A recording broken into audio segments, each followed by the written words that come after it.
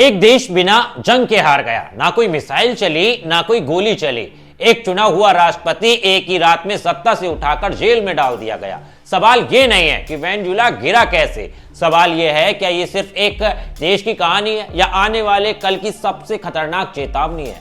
आज के इस वीडियो में यही जानेंगे। नमस्कार दोस्तों, मैं हूं आपके साथ ऋषभ चौहान। उस रात काराकास सो रहा था, लेकिन इतिहास जाग चुका था। शहर की सड़कों पर पसरी खामोशी सामान्य नहीं थी। ये वही खामोशी थी जो किसी बड़े तूफान से पहले आती है। हवा में अजीब सा बोझ था, जैसे आसमान भी जानता हो कि कुछ गलत होने वाला है। राष्ट्रपति भवन बाहर से मजबूत दिख रहा था, ऊंची दीवारें, कड़ी सुरक्षा, लेकिन भीतर हालात बिल्कुल अलग थे। कमरे में बैठा एक आदमी, वेनेजुएला का राष्ट्रपति, कागजों के ढेर, फाइलों और आधी बुझी लाइटों के बीच अकेला था। यही वो आदमी था जिसने मंचों से अमेरिका को खुली चुनौती दी थी, जिसने कहा था कि हमारा तेल है, हमारा सोना है, हमारी जमीन है, किसी विदेशी ताकत की जागीर नहीं है। यही वो आदमी था जिसने जनता ने वोट देकर चुना था। लेकिन सत्ता की कुर्सी जितनी ऊंची होती है, गिरावट उतनी ही निर्मम होती है। और उस रात ये सच्चाई दरवाजा तोड़कर भीतर आने वाली थी।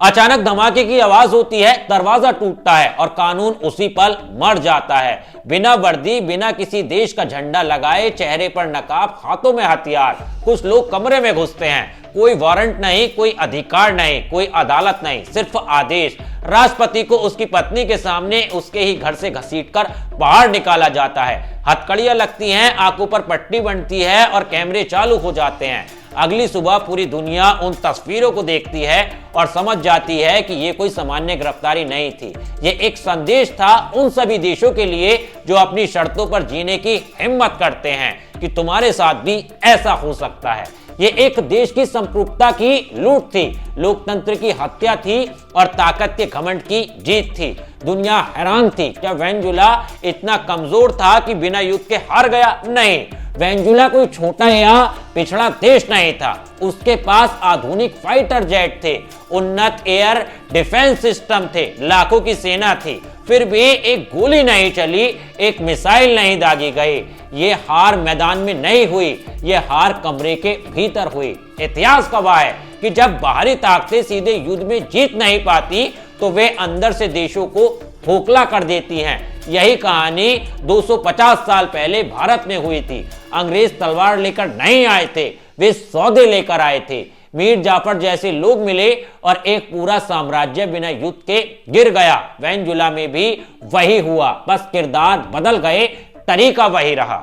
यह आधुनिक युग का युद्ध था, जहां मिसाइल नहीं, डॉलर चलते हैं। पहला कदम था नेताओं की खरीद। जो नेता कल तक अमेरिका को साम्राज्यवादी कह रहे थे, रातों रात लोकतंत्र और मानव अधिकार की बातें करने लगे। विदेशी बैंक खातों में पैसा पहुंचा और विचारधाराएं बदल गईं। दूसरा कदम था सेना। बड़े जर्नलों को साफ संदेश दिया गया, अगर तुम लड़ोगे तो वॉर क्रिमिनल कहलाओगे, तुम्हारी संपत्ति जब्त होगी, परिवार बर्बाद होगा। लेकिन अगर तुम चुप रहोगे तो अमेरिका में घर, सुरक्षा और भविष्य मिलेगा। वर्दी की शान बिक गई, देश की आन बिक गई। तीसरा कदम था संसद। सांसदों को सत्ता का सपना दिखाया गया, कल की सरकार में ऊंची कुर्सी। और इस तरह बिना एक भी गोली चले एक पूरा देश हार गया। लेकिन सवाल उठता है, इतनी मेहनत सिर्फ सत्ता बदलने के लिए थी? बिल्कुल नहीं, असली वजह जमीन के नीचे दबी हुई है। वेनेजुएला के पास दुनिया का सबसे बड़ा तेल भंडार है, सऊदी अरब से भी ज्यादा। तेल सिर्फ ईंधन नहीं है, ये ताकत है, ये राजनीति है, एक वैश्विक नियंत्रण है। दशकों से दुनिया में तेल डॉलर में बिकता आया है। यही पेट्रो डॉलर सिस्टम है जिसने अमेरिका को सुपर पावर बनाया। लेकिन वेनेजुएला इस सिस्टम से बाहर निकलना चाहता था। वो तेल को डॉलर के अलावा दूसरी करेंसी में बेचना चाहता था। यही गलती इराक के सद्दाम ने की थी, यही लीबिया के गद्दाफी ने की थी। दोनों का अंजाम दुनिया देख चुकी है। तेल के साथ साथ सोना और भविष्य की धातुएं भी इस कहानी का हिस्सा हैं। वेनेजुएला के पास सैकड़ों टन सोना है, तुरंत कैश में बदला जाने वाला। इसके अलावा लिथियम, कोल्टन और दुर्लभ खनिज जो इलेक्ट्रॉनिक कारों, बैटरियों और आने वाली तकनीक की युग की रीढ़ है। यह कोई इत्तेफाक नहीं कि दुनिया की बड़ी टैंक कंपनियों की नजरें इस इलाके पर हैं। सत्ता बदली तो संसाधनों की चाबी भी बदल जाएगी। ये कहानी सिर्फ राजनीति की नहीं है, ये पूंजी और कॉरपोरेट ताकत की भी कहानी है। इस पूरे घटनाक्रम का सबसे खतरनाक पहलू था डिजिटल युद्ध। गिरफ्तारी से पहले वेनेजुएला का कम्युनिकेशन सिस्टम ठप होने लगा, रडार काम नहीं कर रहे थे, सैन्य यूनिट आपस में संपर्क नहीं कर पा रही थी। आज के युद्ध टैंकों से नहीं, डेटा से लड़े जाते हैं। जिसके पास सैटेलाइट, इंटरनेट और टेक्नोलॉजी का नियंत्रण है, वही असली बादशाह है। अगर आपकी टेक्नोलॉजी आपकी नहीं है तो आपकी आजादी भी आपकी नहीं है। यही कारण है कि आज चीन, रूस जैसे देश अपनी खुद की टेक्नोलॉजी पर जोर दे रहे हैं। ये सब अचानक नहीं हुआ, ये एक पुराना फॉर्मूला है। पहले आर्थिक प्रतिबंध लगाओ ताकि देश की अर्थव्यवस्था टूट जाए, दवाइयां, व्यापार, बैंकिंग सब प्रभावित हो, जनता परेशान हो, भूखी हो। फिर मीडिया के जरिए माहौल बनाओ कि देश का नेता निकम्मा है, तानाशाह है। जब जनता का भरोसा टूट जाए तब लोकतंत्र और मानव अधिकार के नाम पर दखल दो, अंत में अपनी पसंद की सरकार बैठा दो। यह पैटर्न पनामा से लेकर इराक, लीबिया और अब वेनेजुएला तक दोहराया गया है।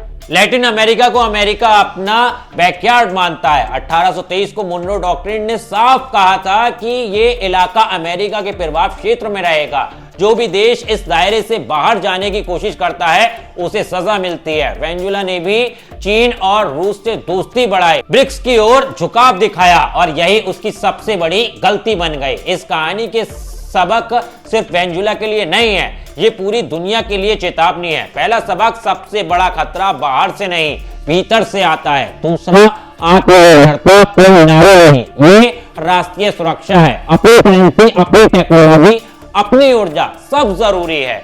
तीसरा, दुनिया आदर्शों से नहीं ताकत के संतुलन से चलती है। अगर आप कमजोर हैं तो नियम आपके लिए हैं, ताकतवर के लिए नहीं। आज वेनेजुएला जला है लेकिन धुआं पूरी दुनिया में फैल रहा है। इतिहास बार बार बताता है कि जब एक देश चुप रहता है तो अगला नंबर किसी और का होता है।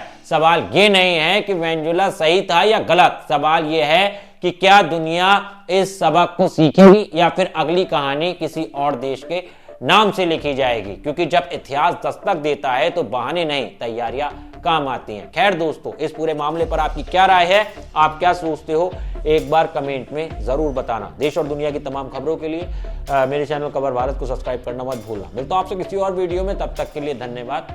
जय हिंद।